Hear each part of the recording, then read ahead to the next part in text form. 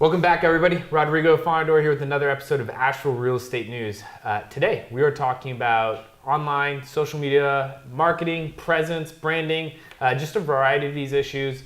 We are going to be touching on these lightly, and hopefully this conversation is going to kind of serve as a stepping stone. If you hear something that helps you kind of go down the path a little bit more intentionally or a lot more specific or focused. And today I am joined by Sarah Benoit, who's the co-founder and lead instructor for the JB Media Institute here in Asheville. So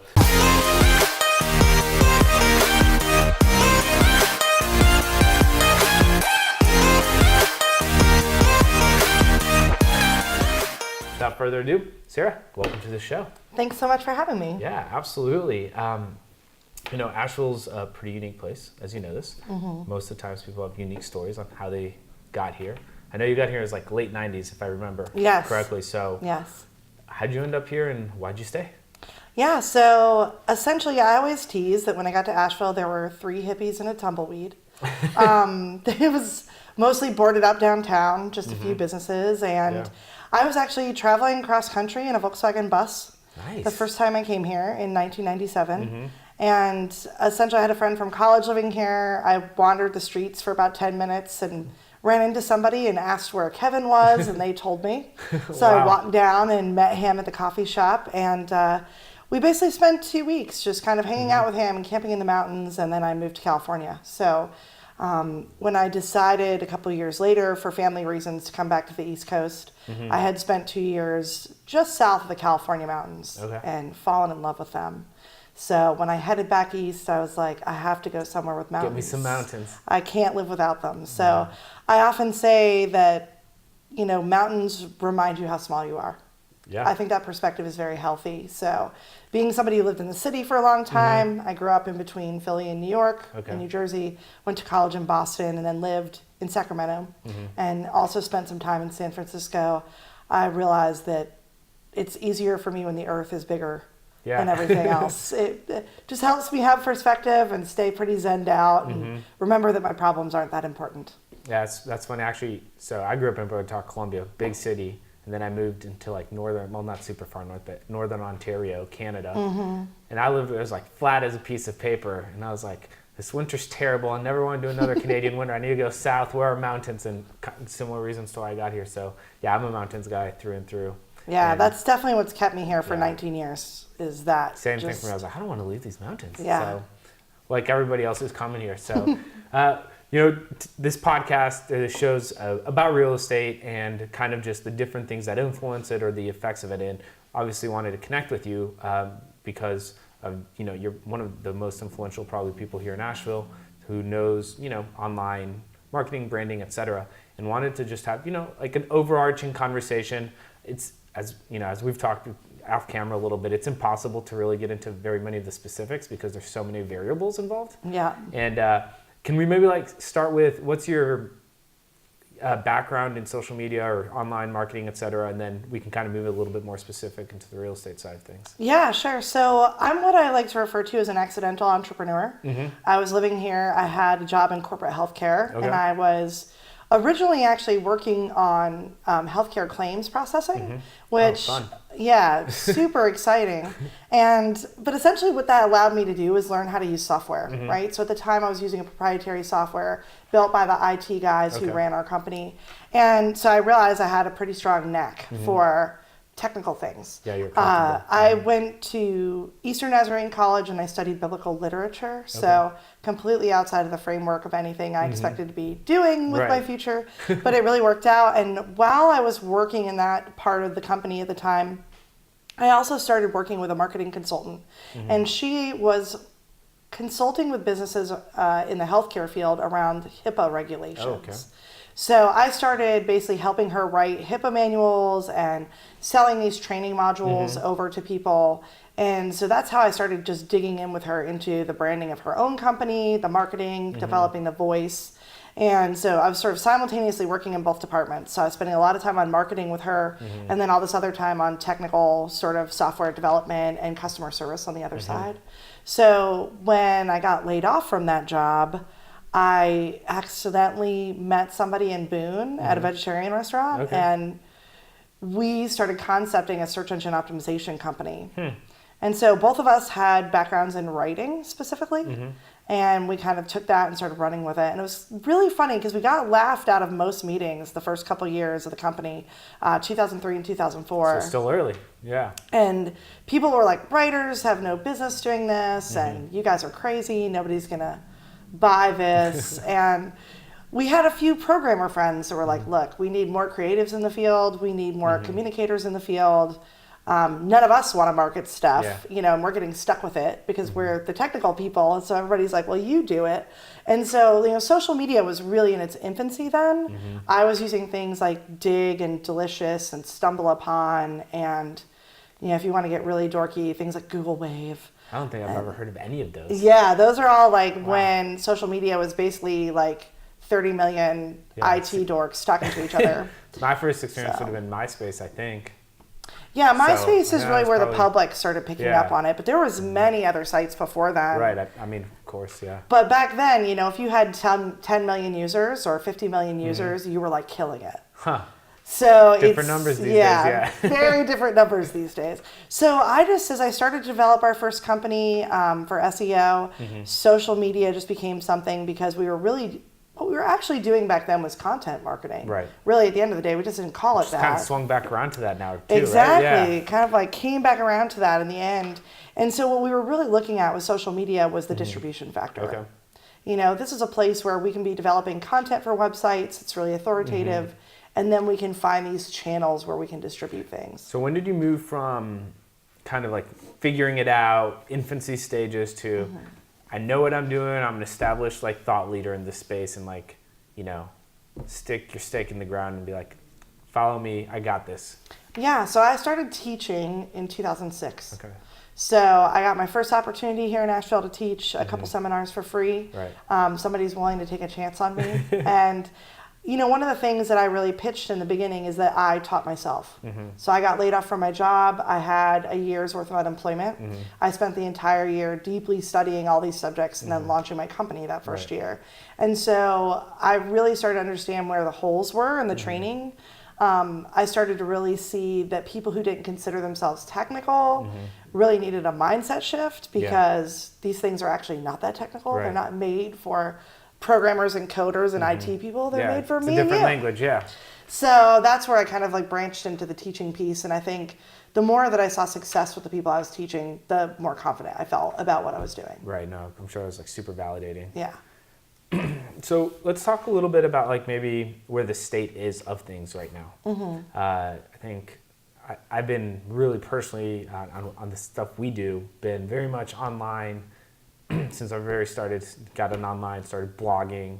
But I'm a big Gary Vaynerchuk fan. Yeah, and me so too. it was like 2 years ago where I was like, okay, gotta figure something out. And then this like the podcast is listening to him, like, producing content and just creating stuff. And then, so where are we now? Is it video? Is it paid? Is it organic? Just if you were to kind of the pulse of the industry right now, if you will.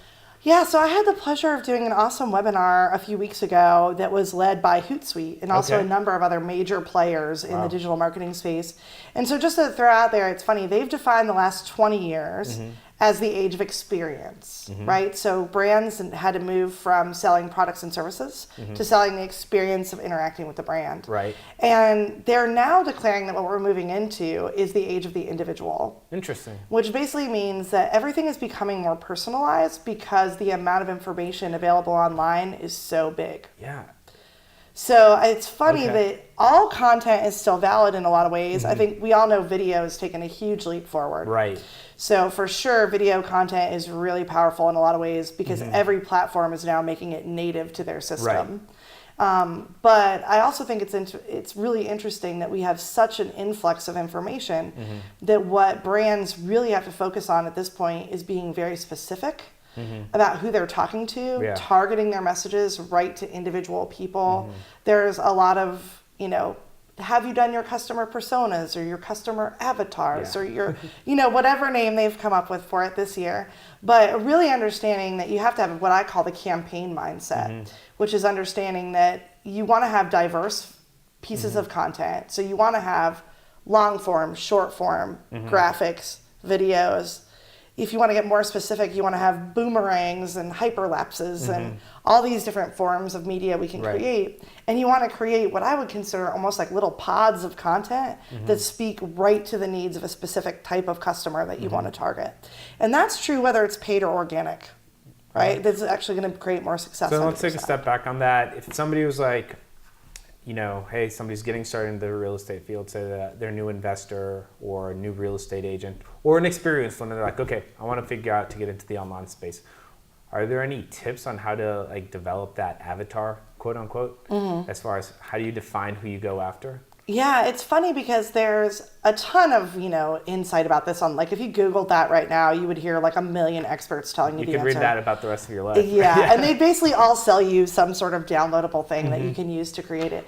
I think the key is really, like, especially when I think about, in the real estate world, the opportunities are endless, right? The real estate market, especially right now, is good. So there's just lots of opportunities going different directions. I think the first place you have to start is who do you want to spend your time with? Right? Whether you're trying to get in front of other agents, whether you're trying to get in front of buyers and sellers. The truth is, if you're going to spend all that time with people on a regular basis, you're essentially selling yourself. Who do you want to be in a room with on a regular? It's funny, like, we can all sell to everyone. But the truth is, if you were going to spend the afternoon driving people around, you don't want to work with everybody just so unnecessarily. Yeah, when you are thinking about driving around with somebody for 5 hours, talking about this house they're going to buy, or the house they're going to sell, like, what kind of people are these people? Because that's where we've gone from demographics to psychographics. So your customer personas are now really like the feelings these people have.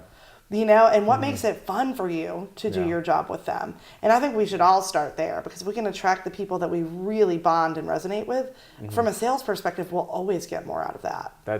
I agree wholeheartedly with that. Absolutely. If you got that emotional connection, or like guys always say, is like, if you can vibe with somebody, a lot of good things are come from that if you're trying to, put a sale together. It's kind of quintessential. Yeah. I mean, a good example for me, I think, would just be I can teach anyone. But, today I was consulting with a student who's an artist. I work really well with artists because I didn't start as a technical person. So my ability to explain things to them in a way that they can creatively and expressively understand, stands out sometimes. So even though I could teach anybody, I specifically like to work on programs for those guys. Right. That makes sense. Yeah. So what's your favorite platform right now? Personally speaking, my favorite platform, honestly, is Twitter. Okay. Mostly because if you can't convince me to care in one sentence, I have to move on. So I feel like there's a super pressure to be really clear when you're on Twitter about what you're trying to say. And I'm a big fan of that. As an entrepreneur, which I think Twitter is big in the entrepreneurial circles, it's because most of us work long hours, we have a million things happening at the same time, and I don't need, to click the read more to go on about it. 280 characters is it, and I can click over if I want more, which is pretty awesome. It's funny because I do also have a pretty big love of Instagram, but then I will say, honestly, out of all the things that advertise, I have bought more on Instagram this year than anywhere else. Interesting. So their algorithms are really working for me. It is actually pretty awesome. Like, they send me all sorts of stuff I can use for work too, which I think is interesting. So I get sort of like, here's a cool new app for your phone or whatever. And I've even saved ads because I thought they were so good that I wanted to look at them again later. So I feel like Instagram's got some real positives. I think the biggest thing, the loss for me with Instagram is that lack of click-through. So much of the content, I can't click on the post to go learn about it. There's a lot of steps if you're going to get out of it. Yeah, it's like you got to do all, click on the link in the profile. It's hard to get out of it, and so that's a little bit of a holdback for me from a user perspective. But.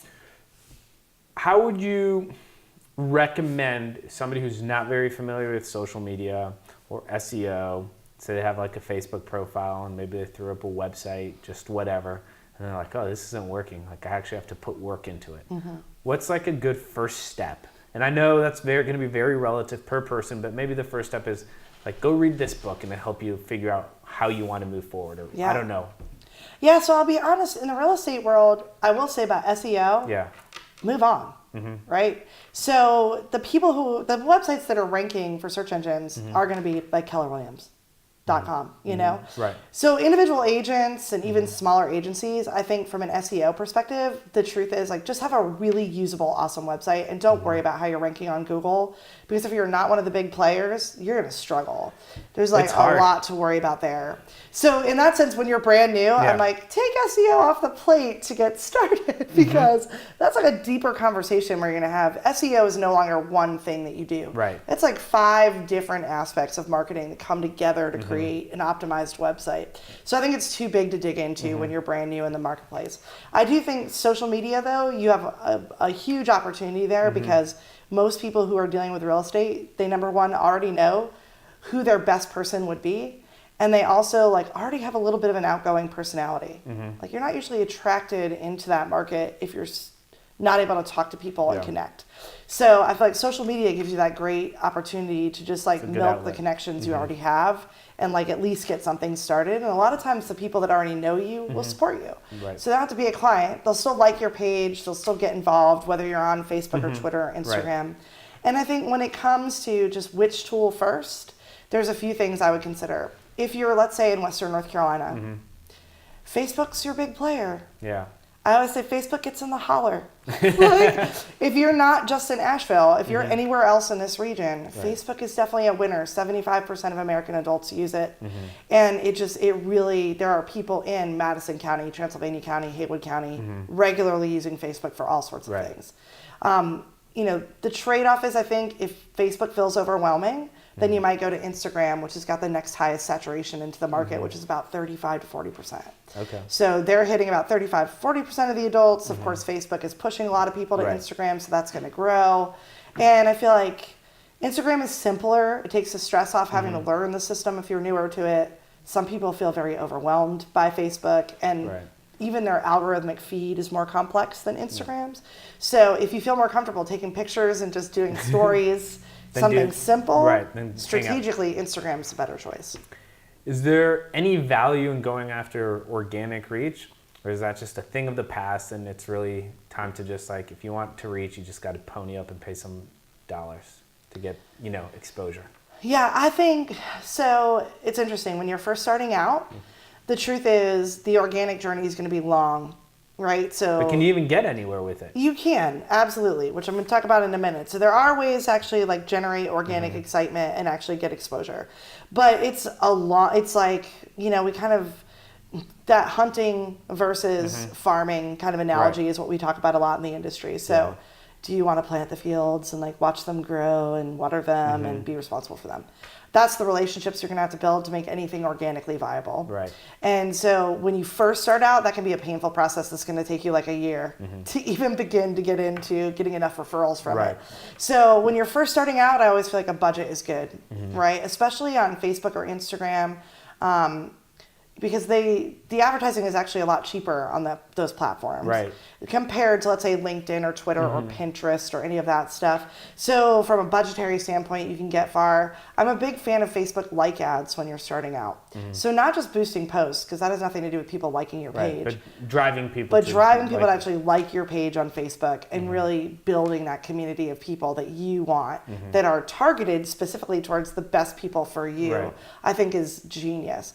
If you've already got a presence, though, I think the one organic thing that's valuable, especially in the Facebook world, is conversation. On that note, so Facebook Live, I feel like every time I read about it, people are like, it's really good, you get good exposure on it, Facebook's trying to promote it, and sometimes I hear the opposite. It doesn't matter, it sometimes hurts you. What is your take on that dilemma? So it's interesting because Facebook declared in January of 2018 that the way that you prove to their algorithm that your content is worthwhile, regardless if you're a business or an individual, is when people are talking back and forth, right? So literally anything, it's kind of a level playing field in that sense. If you can get people to have a conversation, you can win. So it doesn't matter if it's an uploaded video. It doesn't matter if it's a business page, it doesn't matter if it's live stream, it doesn't matter if it's personal or a group. As long as people are having a back and forth legit conversation, what Facebook would call meaningful exchanges, right?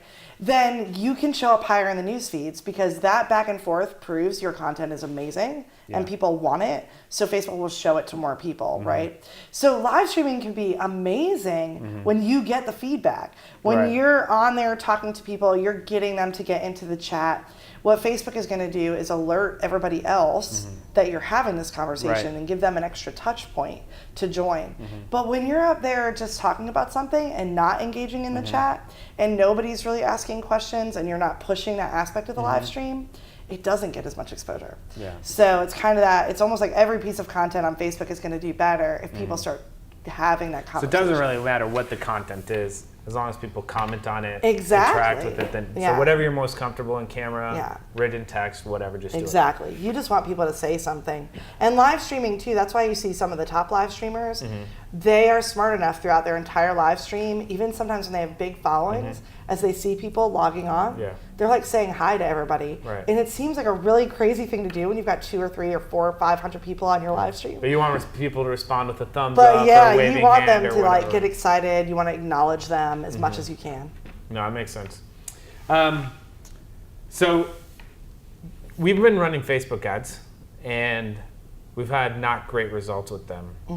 And it's been really, frustrating. So I was wondering on something like that, are there things that are industry more specific or not? Or is that just a story that you think that's going through my head as far as, oh, Facebook ads don't really work for what we do in real estate? Is this just a matter of like, just keep learning and tweaking it? Yeah, I think it's really about learning, because there's some key things that I think everybody's, I'm basically talking to students every week about their Facebook ads and why they're not working. This is like a regular conversation. And I think there's 3 key things to think about. One, I've been taking this master's class online about writing for conversion. And one of the things I think people do, especially in real estate, but in a lot of more like sort of regulated type industries, whether it's like healthcare or legal, stuff like that, government, is we want to sound professional. So we talk, especially when we write, we talk very professional. And the truth is, on social media, what people want is a relatable, conversational voice. So we have to stop being so grammatically correct. We have to stop just doing all this kind of like really intense kind of English major so stuff. Throwing some intentional typos and not really typos, but like, don't be afraid to use slang. Don't be afraid to use contractions. How would you say something if you were talking to that person right here? Right? Sometimes when we write it out and we read it out loud, it sounds stiff. And I'm like, it's because it's very formalized. And that creates a certain thing, even in ads on social media, that's difficult, because people are like, this is an ad. Ugh. Right? Because your ad is next to like their cat and their niece and their friends and what they did on Friday night. So they don't want to see some boring stuff. So we got to like spice it up. We got to make it more personal. The other thing that I think is an issue is once people are in a news feed, we have to give them a really good reason to click out of what they're doing. Like they're on their phone scrolling. They're not necessarily looking for our product or service. It's just going to natively pop up there. And so like, what is that real purpose behind what we're doing that makes them be like, I have to have that click, right? Or I have to have that like, or comment on something. It's like, that has to almost like emotionally trigger them into it. So again, with advertising, I think we're a little bit too much like, buy my thing, it's 20% off, or here's an awesome thing to look at. Too robotic around it. And it's just, again, it's sitting next to all this other content that's so emotionally based. And I just see real estate, sometimes we're so busy focusing on like, just like how beautiful the house is and like how it's available. We don't really like connect into like, why is somebody buying a house, or like tap into their fear, tap into their excitement, say something about whatever you're sharing that's going to make them feel like it's supposed to be about them. Right. And then I think the third thing that's really happening in advertising is when they click, especially if you're trying to click people to your website to look at a listing or sign up for something, when they clicked over, was it awesome? Because you just took them out of social media where Facebook is spending millions of dollars on their user experience, being fast, easy, mobile friendly, like no thought. So if you're taking them out of there, make sure that they're landing somewhere just as good. Yeah, a lot of times we get that click-through rate, but then nothing happens. And I'm like, because they went to that page, it took 6 seconds to load, and then it wasn't clear what they were supposed to do. And they can't just scroll and look at stuff. So now you're expecting clicks. Like, we better make it really clear what they need to do and make it super simplistic. Because when we transfer them, let's say from any social media, Facebook, Instagram, Twitter, over to our website. If our website's not up to par with the experience they were just having, we end up losing them and our ads fall flat. And it's arguably even worse than if they went there directly because they're coming from a comparison purpose, right? Yeah. Yeah. Well, as we wrap up here, so it's impossible to really give really good concrete steps for somebody, right? Because it's very relative of what their goals are. But I was hoping maybe instead of giving concrete steps, you could be like, maybe share some of the people that you follow on social media who are, really world level influencers or, thought leaders, so that somebody's willing to get started and kind of have somebody else to pay attention to or hear what they're saying and things like that. Mm-hmm. Yeah, so on social media, it's funny. I follow a few different people. I think you always want to keep in mind if you're smaller, you obviously can't do what some company does with like a $250,000 a year budget or what some famous person in Hollywood does. Right. But I think there's definitely people we can look to that have strong, active followings that are kind of powerful sometimes to look at. So you mentioned Gary Vaynerchuk, who I'm a big fan of. We all wish we were as fancy and as rock star as that guy. But I think he's the only social media books I've ever referred to anybody in the last 5 years. I've read them all. They're so good. I've enjoyed them because he really brings home that emotional connection. I'm also a big fan of a woman named Marie Forleo, strangely enough also from New Jersey, which I am originally from New Jersey. I think I've seen her. She does that I don't know, like a Facebook watch show a lot, I feel like. Yeah, she's really popular. Yeah. And very Gary Vaynerchuk style has been around almost maybe longer than him, honestly. Really? Wow. But, he was probably doing Wine TV while she was doing Marie Forleo stuff. But, basically, I think she's got a unique but similar approach to that connection, being more accessible. But she does great content. She sells the heck out of all her trainings and events and webinars. And so she's like a content, genius. And you can see her branding is strong. All the stuff is consistent. So I love her as well. If we wanted to get to a sort of a different perspective, I'm a huge follower of George Takei. I've never heard of him. So. Yeah, so George Takei was originally on Star Trek. Okay. And, he basically has created this massive social media following for himself as an older man in Hollywood. Gotcha. He's extremely personal. He's focused on a lot of different issues. But I think he's genius to watch sometimes. Okay. Because he was on Star Trek in the 60s or whatever.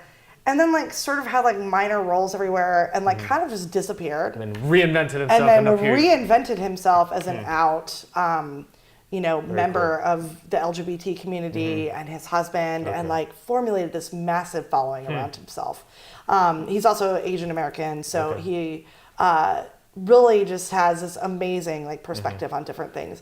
But I think when you see him being funny, you see him being serious. He kind of crosses all boundaries. And he is a Hollywood personality, but again, when I work with artists, we talk about their personal branding, and I think there's something there to really look at. Right. And I think real estate agents actually have something very similar. For sure. There's a million agents out there. They pick you because you have something in common with them. Right, because you vibe with them. Yeah, so how do you really make that clear in your marketing that that's who you are? And then it's funny, I've been following for years a writer named Anne Rice, for the same reason, and I used to read her. I've read all her books. I'm a big fan of hers. But she's also used her personal social media quite a bit to interact with fans. She's evolved a lot as an author. She's gone through very personal things in the public. And, she is this person who answers every single person that talks to her on social media. I had a friend last week who put up a picture of a Halloween costume, tagged Anne Rice in it to say, this is a character in your book. And she came back and responded to the post. So here's a really 30-year career, sold millions of books, and she still talks to people one-on-one, her fan base. Right.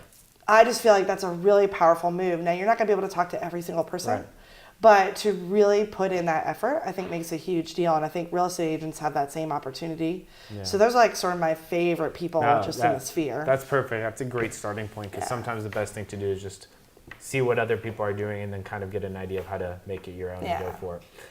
Well, thanks so much for joining us. This was really, really thanks good. So much I for learned so having many me. things. Yeah, I appreciate the invite. I love talking to real estate people. I ran into somebody at the coffee shop this morning I was talking to about it. So there's so many great opportunities, I think, in that field to really maximize. And I think also real estate people were the early adopters, man. They understood social media before it was really anything that has to do with connecting with other people. It's all right, let's figure out how to make it work. So all right, awesome. Well, thanks again so much for joining us. If people wanted to find out more about the JB Media Institute or follow you online, what's the best way for them to connect with you guys? Great. So yeah, anybody can look me up on all the platforms, just as Sarah D as in Deborah Benoit. So I'm out there personally. You can always connect to me personally, and you can also go to jbmediainstitute.com and look us up. That's awesome. Thank you so much. Great. Thanks so much for having me. All right, guys, there you have it. Hopefully you enjoyed this conversation around everything that has to do with social media, online presence, etc. Let us know what you think. Share this with a friend. And don't forget, hope to see you next month at our monthly meetup. Remember, first Wednesday of every month. All right, y'all. Take care. Bye-bye.